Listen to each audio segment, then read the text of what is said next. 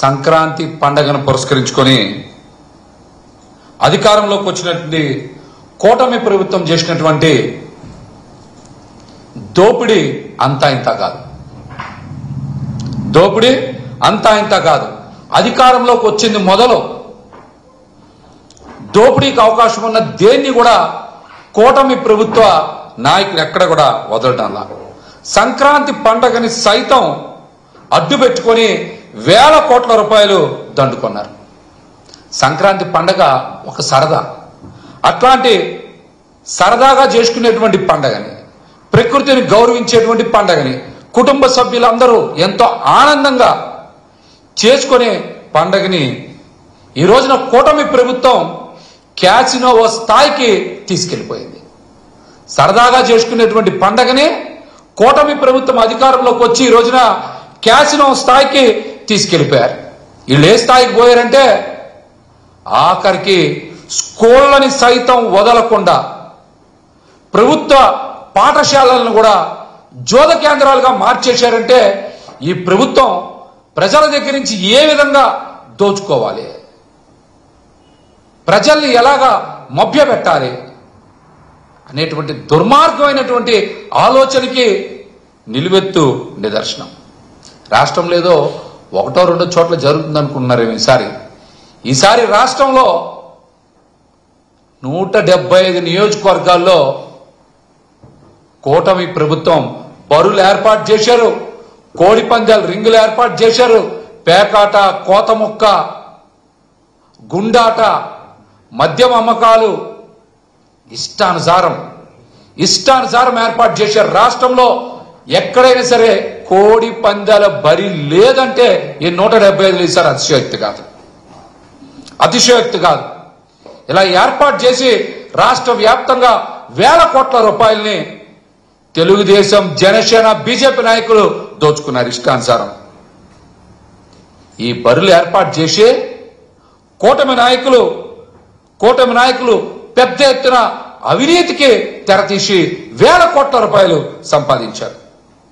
వేల కోట్ల రూపాయలు సంపాదించి బరిల్లో ఎవరైనా చూడాలంటే కూడా టికెట్లు కొట్టి ఈసారి ఎంట్రన్స్ ఫీజు కూడా వసూలు చేసినటువంటి పరిస్థితి.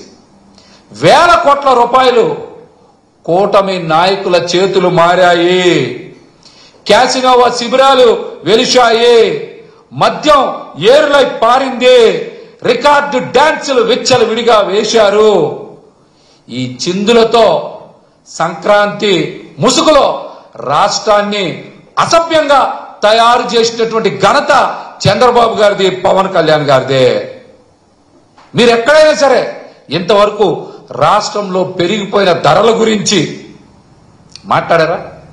ఇష్టానుసారం పన్నులేయడం, ఛార్జీలు బాధడం, వీటి మీద కదా దృష్టి సారించారు.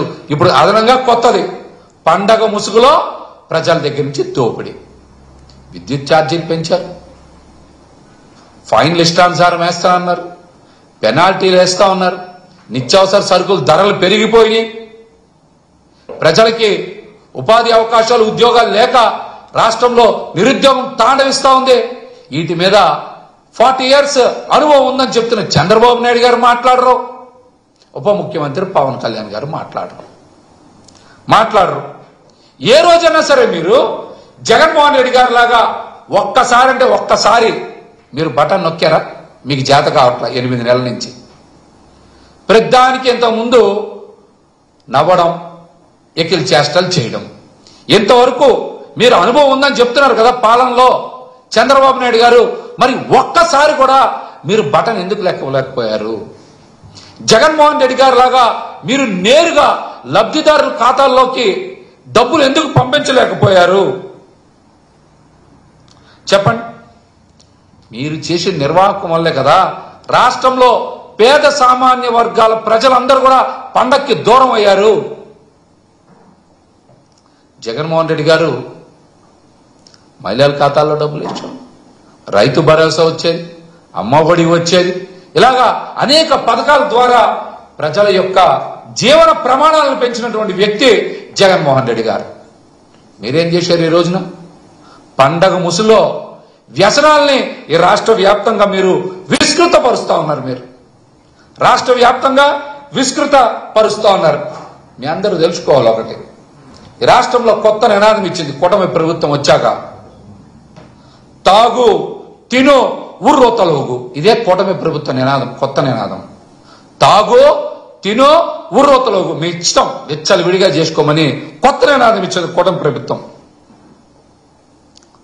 బరుల దగ్గర కూటమి నాయకులు బరి తెగించి ఇష్టానుసారం ఎవరి మీద పడితే వాళ్ళ మీద దాడి చేసి ఆఖరికి పోలీస్ శాఖ వాళ్ళని కూడా కొట్టేటువంటి పరిస్థితి వచ్చింది. అంత బరి తెగించారు ఈసారి అంత బరి తెగించారు. సరదాని కాస్త వ్యసనంగా మార్చేసినటువంటి పరిస్థితి. సంక్రాంతి ఈసారి కూటమి ప్రభుత్వం ఒక ఆర్గనైజ్డ్ క్రైమ్ గా మార్చింది. ఈసారి వందల వేల కోట్ల రూపాయలు చేతులు మారాయి. మీరు చూశారుగా, ఈసారి కోడి పందాలకి కొత్తగా సినీ తారలను తీసుకొచ్చారు, పోస్టర్స్ వేశారు, బ్యానర్స్ వేశారు, అందరిని ఆహ్వానించారు, వాట్సాప్లో మెసేజ్లు పెట్టారు, కొన్ని చోట్ల లోకల్ ఛానల్స్ లో కూడా పబ్లిసిటీ చేసుకున్నారు. వీళ్ళు అంటే జోదం ఈ రోజున కూటమి ప్రభుత్వంలో చట్టపరంగా ఆడుకోవచ్చు అనేలాగా అనధికారికంగా అనుమతినిచ్చారని అనిపిస్తోంది. అలాగే బరుల్లో పందాల్లో బాగా గెలిచిన వాళ్ళకి బుల్లెట్లు, జీపులు ఇచ్చే స్థాయికి పెరిగాయి ఈరోజు రాష్ట్రంలో పందాలు. బుల్లెట్లు, జీపులు ఇచ్చే స్థాయికి పెరిగిన ఈరోజు రాష్ట్రంలో పందాలు. కొత్తగా ఐపీఎల్ పదులు, క్రికెట్ మ్యాచ్లు పెట్టి ఐపీఎల్ పదులు ఇప్పుడు కొత్తగా కోడి ప్రీమియర్ లీగ్ అంట, కోళ్లకి. దానికోసం మినీ స్టేడియంలు ఏర్పాటు చేసి 1-2 కోట్లు కూడా ఖర్చు పెట్టారు వాటిని అలంకరించడానికి. అంటే వాళ్ళు 1-2 కోట్లు ఖర్చు పెట్టారంటే ప్రజల దగ్గర నుంచి ఎన్ని కోట్లు లాగేస్తారో కూడా ఒకసారి రాష్ట్ర ప్రజలు అర్థం చేసుకోవాలి. దీంతో పాటు మనం చూస్తే ప్రాచీన కాలంలో రోమన్స్ చూస్తుంటాం, పెద్ద పెద్ద మైదానాలు ఏర్పాటు చేసి అక్కడ ప్రజలెవరు కూడా పనిచేయబాగండి, మీరందరూ వచ్చి రోజు వ్యసనాలు విందు వినోదాల్లో తేలియాడండి అని గతంలో చూసాం మనం ప్రాచీన రోమన్ చరిత్రలో. ఈ రోజున చంద్రబాబు గారు, పవన్ కళ్యాణ్ గారు పాలన అట్లాగే ఉంది. ఎక్కడ పడితే అక్కడ రాష్ట్రం మొత్తం కూడా ఏం చేశారు, బరులు ఏర్పాటు చేశారు. పేకాట, గుండాట, మద్యం ఇష్టానుసారం అమ్మకాలు, అశ్లీల నృత్యాలు. అంటే ప్రజలకి మీరు ఏం చెప్తా ఉన్నారు?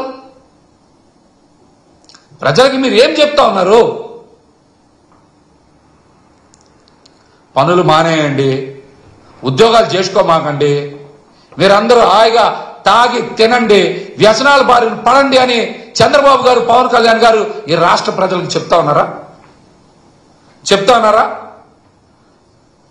గతంలో ఏదో ఘటన జరిగితే ఆ ఘటనని పట్టుకొని రాష్ట్రం మొత్తం కూడా ఏదో జరిగిపోయిందన్నట్టు నానా బేభత్సం చేశారు, నానా హడావిడి చేశారు.